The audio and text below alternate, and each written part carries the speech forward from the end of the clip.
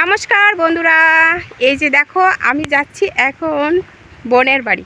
তো এই যে দেখো গ্রামের ভিতরে বাবার বাড়ি এসেছিলাম একটু ঘুরতে। তো বাবার বাড়িতে একটু দেখা হয়ে গেছে, এখন যাচ্ছি বোনের বাড়ি।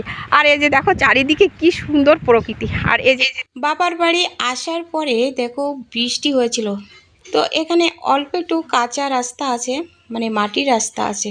তো এখানে ইট পাতানো না আমাদের জমির উপর দিয়ে। তো এই রাস্তাটা পার হলেই কিন্তু মানে আমাদের বাড়ির বাউন্ডারিটা পার হলেই তো পিচি রাস্তা।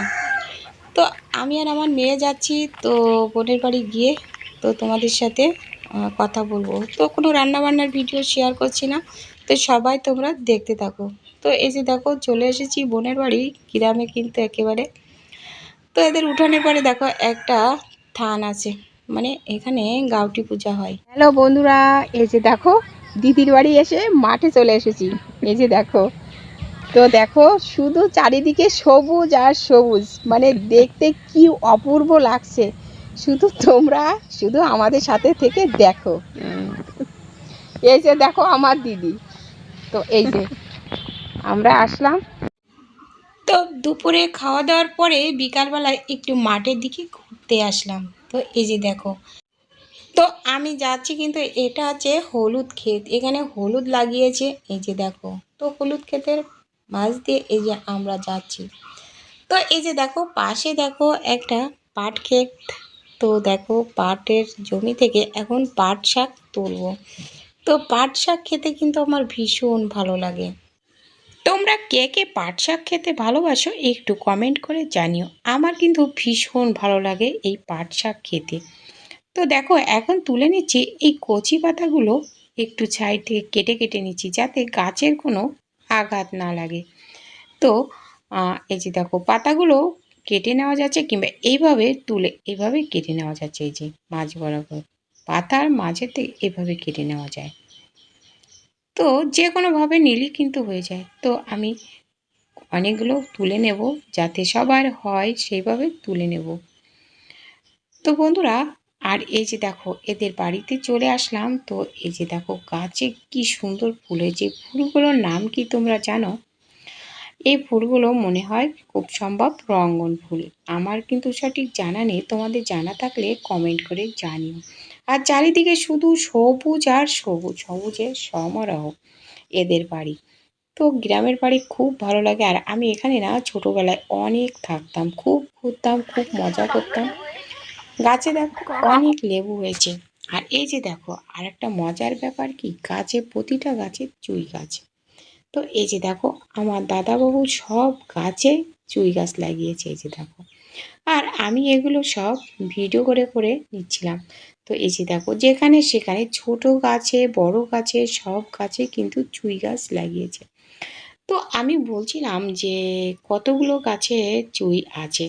তা বলছিল যে কমপক্ষে 60-65 গাছে কিন্তু চুই গাছ আছে। আর দেখো চিনেল হাঁস পুষেছে। আর এই যে দেখো একটা মুরগি। তো এই মুরগিটা পুষেছে, দেখো আমরা গেছি তার জন্য কাটছে। তো এই মুরগিটার ওজন 5 কেজি হবে। তো দেখো আমার দিদির মেয়েটা এই যে দেখো একটু কেটে দিচ্ছে। তো এরা তো গ্রামের মানুষ, এরা হাঁস মুরগি ছাগল গরু সব কিছু কিন্তু এরা পোষে। তো আর এই যে দেখো আত্মীয়স্বজন আসলে না বাইরে আর যাওয়া লাগে না, তো বাড়ি কিন্তু মাংস পাওয়া যাচ্ছে। আর এই যে দেখো কেটে রাখছে, তো কত মানে চর্বি হয়েছে। তো ও তো কাটতে পারবে না ঠিক মতো, তো ও তারপরে ওর মা এসে এই যে ছোট ছোট পিসগুলো করবে। চর্বিগুলো দেখে না আমি তো পরিষ্কার অবাক হয়ে গেছি। তো আমি কিন্তু এখানে কোনো কাটাকুটো করবো না, হাতও দেবো না। তো আমি বসে বসে কিন্তু ভিডিও করছিলাম। এই যে দেখো আমরা চলে এসেছি তো আমার দিদির বাড়ি। তো গ্রামে দিদির বাড়ি। তো এখানে দেখো মুরগি কাটছে, 5 কেজি ওজনের মুরগি। তো আমি এত বড় মুরগি আমি কখনো কাটিনি, আর এরকম এত বড় মুরগির মাংস আমি কখনো খাইনি। তো খেতে নাকি কাচির মাংসের মতো লাগবে। তো সবাই দেখতে থাকো, রান্না হবে। তো যারা এ পর্যন্ত দেখছো তাদেরকে অনেক ধন্যবাদ, অনেক ভালোবাসা। তো একটা লাইক করে দিতে ভুলে গেলে লাইক করে দিও। আর নতুন বন্ধুরা আমার চ্যানেলটা সাবস্ক্রাইব করে পাশে থাকা বেল আইকনটিতে ক্লিক করে রেখো, তাহলে পরবর্তী ভিডিও আপলোড হলে নোটিফিকেশন পেয়ে যাবে। তো এই যে দেখো মাংসগুলো ছোট ছোট করে কেটে রাখা হচ্ছে, আর এই যে চর্বিগুলো আলাদা গামলায় রাখা হয়েছে, কারণ চর্বি দিয়ে আর মাংস দিয়ে কিন্তু একসাথে রান্না করা যাবে না। আর আর দেখো এদিকে একটা চুই গাছ ছাড়িয়ে এনেছে। তো দেখো এই চুই গাছটা না আর কি গোড়াটা নষ্ট হয়ে গেছে, আর এদিকে না অনেক ভালো আছে, কারণ এখন প্রচণ্ড বৃষ্টির চাপ মাঝে মাঝে না, তো এই বৃষ্টির চাপে এই চুই গাছগুলো নষ্ট হয়ে যাচ্ছে। তো এই যে দেখো এই চুইগুলো আমি এখন কেটে নেব পরিষ্কার করে। তো চুইগুলো দেখো এই যে দেখো ছোট ছোট করে কেটে নিয়েছি, কারণ এই চুইগুলো ছোট করে নিয়ে তো আমি নিয়ে চলে আসব বাসায়। তো এই জন্য ছোটো করে সব কেটে নিয়েছি। এগুলো ফ্রিজে রাখলে কিন্তু অনেক দিন পর্যন্ত খাওয়া যাবে।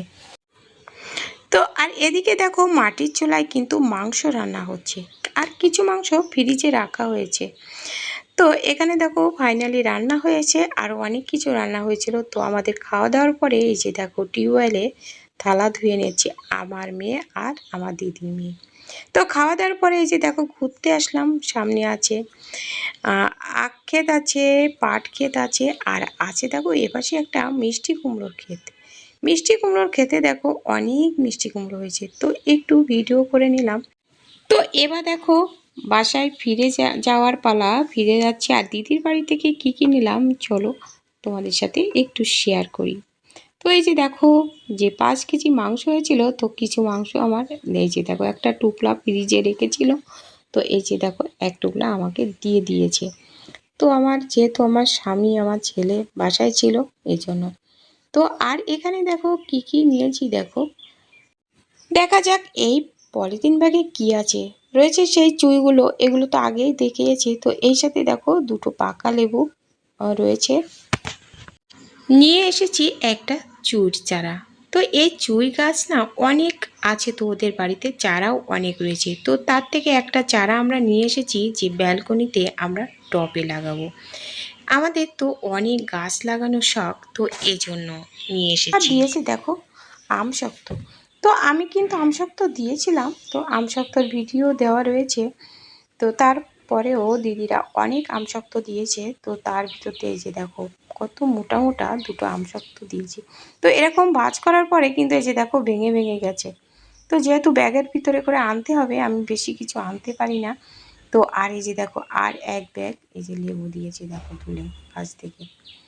তো সব কিছু গ্রামের মানুষ কোনো কিছু কেনা লাগে না। তো আর এই যে এক চারা পাকা কলা দিয়েছে, আর দিয়েছে দেখো কাঁঠালের বিচি। কাঁঠাল দিতে চাইছিল, তো আমি আনতে পারিনি।